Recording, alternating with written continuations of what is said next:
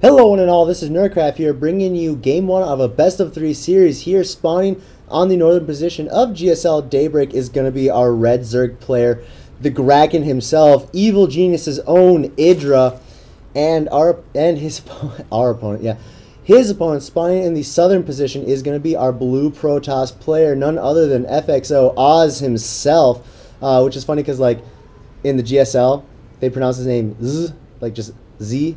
So FXOz, like, that's what I heard, because like there can be confusion on his ID tag because he's from the team FXO and his name is Oz. So he uses the same O, kind of like a little fun thing that he does. So PVZ on Daybreak. This is gonna be, I think, one of the first times I've ever casted on this map. So kind of excited. I'm pretty excited for that. I think I did cast a game on this. I'm not 100% sure, but as you can see, there's a nice large platform in the natural. It's a 2-player map. Or is it? Is it? Yes, it is. Okay, so as you can see, it's a nice, very large 2-player map here at the natural. There's a very large opening right there, and then there's a large ramp with destructible debris on it. So, you know, we usually see Protoss players establish an expansion over through here on this little choke right here, because, you know, trying to do that on this ramp, not only are you pretty far away from your own base, but there's also this alternate route over here that can lead your enemy to it. You know, it's not exactly 100% safe ramp depending on what you do. And IdrA going spawning pool first. IdrA known for being a very macro oriented player, a very emotional player at that, the way I see it personally, about his BM or his mean stuff that he does. It just means that he's really passionate about this game, and so obviously he's very disappointed when he would not win a game. That's all I see it as. It's like, give the guy a break. He just loves it so much. He doesn't like it when he loses. It's just simple. Nothing wrong with that, the way I see it.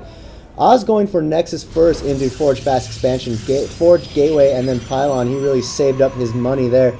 He was a good little kid, and he saved up all his money, all his little, all his coins of wand that his parents gave to him and his team gave to him, and he gave himself through winning a bunch of tournaments. Things like that. Wand is a Korean currency, for anyone who didn't know. Just, you know, make sure you guys know that. Overlord's going to come in here, and he's going to see, oh, okay, yeah, Forge Fast Expansion, no shocker there. The nice thing about 2-player maps, too, is once the Overlord does come in, that was a Scourge right there, Zergling. But when Overlords come in to scout your base on a 2-player map, you don't have, as a Zerg player, you don't have to quickly go away like you see on the Shattered Temple or Metalopolis. You know, to try and deny their scouting. You're not just going to peek a quick glance at where their positioning is and then try to hide it. No, you can let that Overlord fly anywhere he wants. Anywhere he wants when he's in that nice when he's on a 2-player map, and you know, just you're not trying to hide where you're from. As we can see, IdrA's expansion hatchery just finishing up right there, and he's quickly going to go for a third, just counteract that Forge Fast Expansion. That's how you counteract the Forge Fast Expansion. You quickly get a third. We can see Oz is chronoing out a lot of Zealots. I don't even think he has a Cyber Core. No, he doesn't. So no Cyber Core for Oz. This kind of indicates that Oz wants to put on some... Oh, there it is right now. But 2 gateways before Cyber Core. Oz wants to put on a little pressure. He's probably going to know that IdrA's going for that third. And he's thinking, okay, if he goes for that third, I can really catch him off guard and take it out. Of course, Probe over here is going to see that, yes, indeed, there is going to be a third. He quickly saw that and got away. Going to put a pylon probably right here or here. Ooh, actually possibly behind the mineral line, try and cannon it to deny the third. So these Zealots are actually being streamed across into the natural. They're, of course, going to get that scouting information that, yes, the natural is up. Not going to see how well saturated it is, though. So the thing is, when you figure out, once you see how well saturated a certain base is, you can kind of gauge at how long it's been up there and how far you are behind it. Cannon coming down here by that pylon, and the Zealots are going to be coming to the third. 6 lings are in production for IdrA, and that drone does go down. Another photon cannon coming in. A lot more lings that are already... IdrA already has 21 lings ready to go. So he's going to come in, not getting a good angle of attack. Going to get us around on that Zealot, and going to take one of the Zealots out. Eventually we'll be able to take out that third, or that second, and now the third. But the photon cannon is up, so IdrA is going to commit to it, canceling that last pylon there. Yeah, IdrA's going to be able to take care of this cannon really easily, and that one too. Most likely going to be canceled. Didn't actually lose that much for it, surprisingly. He was at 21 lings, and now he's down to 16 or 15, so he only lost 6 lings, which is actually pretty impressive for that. But, you know, this is IdrA we're talking about. This is the guy who's on a Korean level. This is the North American player on a Korean level, same as Huck, who they share their romance with. 7 drones being made in response to that. IdrA kind of scoffing that off, just like, oh, you put cannons and tried to get 3 zealots to take out my 3rd. Ha! Ha! You're so funny. I'm going to make 10 drones now. See ya. Of course, because IdrA, very macro-oriented player, he can definitely get away with that. You can see that we have 2 more gates coming up here. So Oz is going to go into a 4-gate robo, which pretty standard off the 2 base. The Overlord's going to come in. He's like, aha, I see you have a robotics facility. And I don't know if he's going to be able to get in to see the other 2 gateways. He does see one. And will he see the other one? Yes, he does see the other one. I don't know if he was able to click it fast enough, but he probably has a good idea what's going on. It's like, oh, okay, 4-gate robo, most likely going to be Immortal Zealot Sentry, one of those pushes. You know, I am getting my Roach Warren up, but, you know, I'm pretty sure I can hold it. This is IdrA we're talking about. He's very confident in his own capability. And Metabolic Boost, about a 4th to finish. And as you can see, there is a I hate saying as we can see. So 4 Zealots being warped in over here by the 3rd, gonna try and deny that. Really, Oz wants to make sure he can deny this 4th as much as this 3rd as much as he can, because he wants to make sure that he's even on bases with the Zerg player. That's just basic strategy right there. And the Lings are gonna come in. They're going to be able to take out a single Zealot. First Roach hatching, he's going to be able to take out another Zealot. No, he's not going to be able to. Micro-reading away. More Roaches coming out, though. Going to be able to really handle the rest of these Zealots. More Zealots are streaming in. 4 Roaches versus 4 Zealots. I'd say that's in favor of the Roaches. Actually, no, 2 just died, so maybe we are going to have a little trouble here. 5 Roaches coming up for IdrA as well. Wheel Reconstitution on its way. A single Spore Crawler coming out. The reason he's building a Spore Crawler is because all he's seen so far are 2 sentries, a robo, and a bunch of zealots. So what if you get the what if he gets the robo? Even if he wants to deny the observer, there's a big chance that he might be thinking there could be a Stargate coming, because it's just, you know, there's been no investment in gas. He doesn't know if these gases are taken. He knows that there's only 1 gas taken. He could bring this Overlord in to see if the other one is, but you know, he's pretty much blind when it comes to, is there going to be Dark Templar? Are there going to be Phoenix or Void Rays? You know, just got to make sure that, of course, with the indication of only Zealots and not a very gas-heavy build, one could definitely think that he might be going for a Starport play. But Blink Stalker is going to be the weapon of choice here from Oz. Spire coming up for IdrA. Glial Reconstitution pretty close to finishing. Where's that Spire? You know what Blizzard needs to do? There it is. When you click on the thing in the production tab, it goes to where it is. Oh my god, that'd be so nice. So like buildings and upgrades.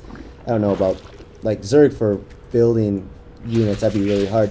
Link's just gonna camp out at the front of Oz's base. The 3rd is being established for Oz right now, as you can see.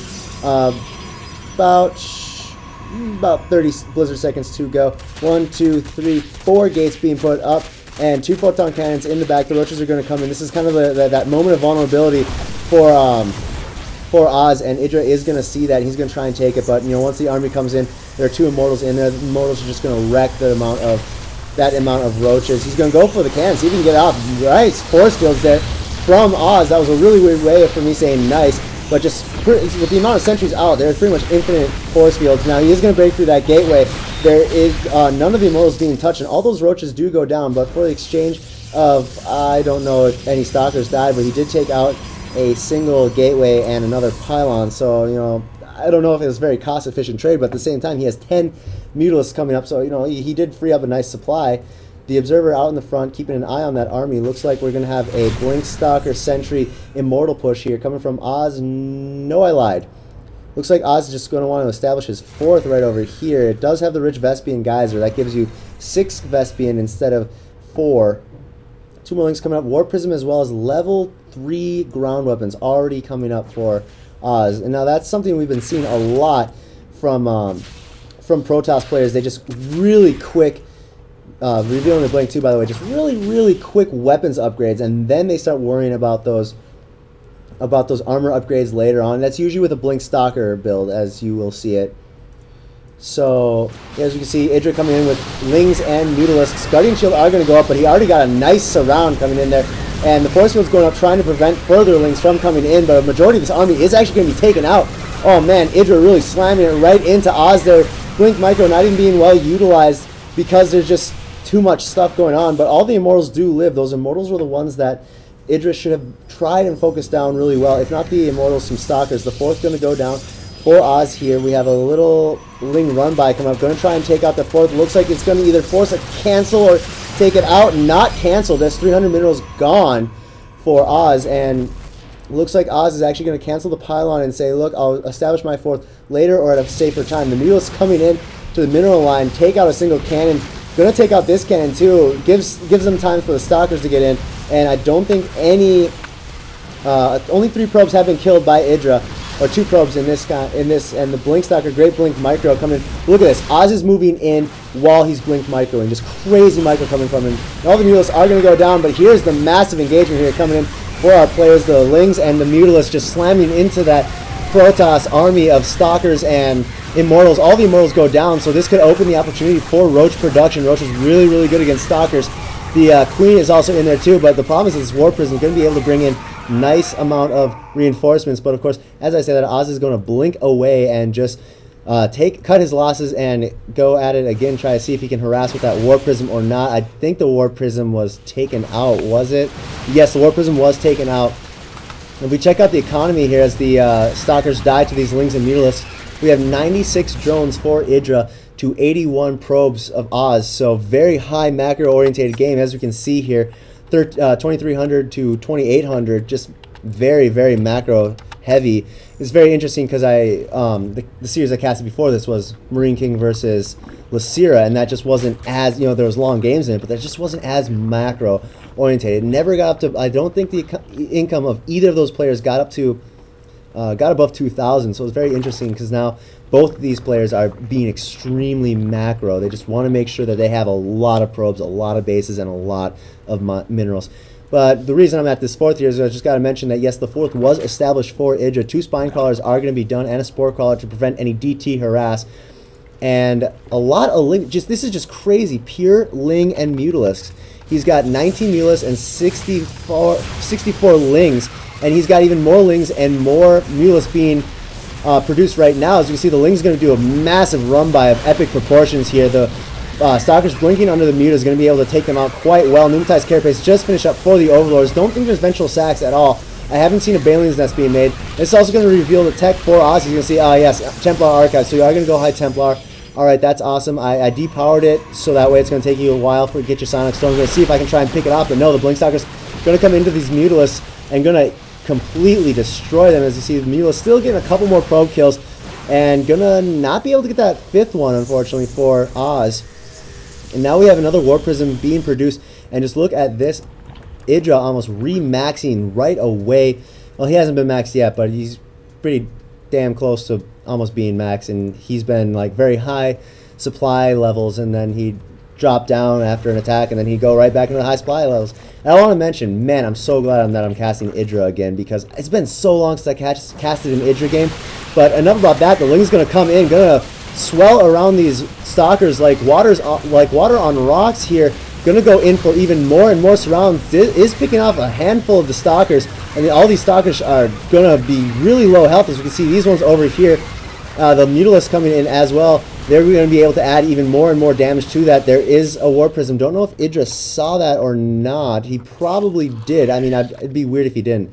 And now the majority of IdrA's gas is going to go out of Mutalisks and into Infestors. We see 7 Infestors coming up, and Archon being morphed. I clicked on it as if it would work.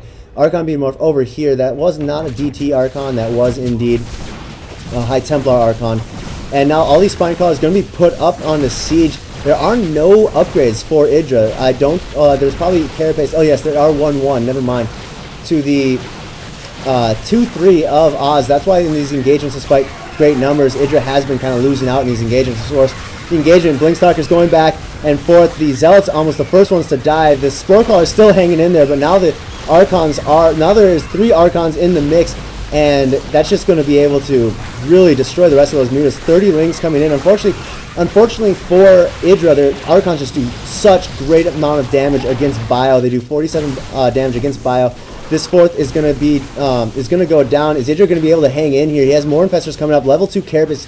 He's going to try and wait on level 2 Carapace, I'm pretty sure. Coming into the third now of IdrA. There's the GG, and Oz is able to take the first game of that game. Of course, I feel if IdrA held in for that level 2 Carapace, waited for the Infestors, and got a lot of lings, he would have been able to do it because he's sitting on 2,100 minerals right now. But of course, this is IdrA we're talking about. He's a very emotional player, but also not just that. He wants to make sure that the game's going right for him. His comfort factor is that the game is going how he wants it to go. He does not like it when other players take the beat of the game, the rhythm of the game. And of course, you know, it's Protoss, and he says Protoss is a trash race full of trash players, and only bad people play Protoss, but that's just IdrA's words, not mine. So what's over here? Those are just for more Mutalisk. So game 1, gonna go to Oz in this series. If you guys enjoyed this game and want to stick around for game number 2, since you're doing it, please subscribe to my channel on YouTube. Of course, you probably will be able to. This little subscribe button's just right above the video there. I know you guys can do it. Be awesome, man. Be awesome. And also, if you so choose to desire, you can follow me on Twitter. That's @nerd_craft. From there, you'll get updates as to what I'm casting, when I'm casting, as well as when I go live on my live stream. That's just me basically laddering and doing analysis. Sometimes and also playing StarCraft 2 Brood War, because I love that game so much. If anyone likes to play Brood War and wants to play some Brood War with me, please go to this SC2BW chat channel. Because I will totally play a game with you. It's like impossible to find an opponent to play with nowadays. I'm a really bad Zerg player in Brood War. I love lurkers. So yeah, stick around for game number 2. Awesome game. Awesome first game usually indicates an awesome series. My name is Nerdcraft. I'll see you guys then.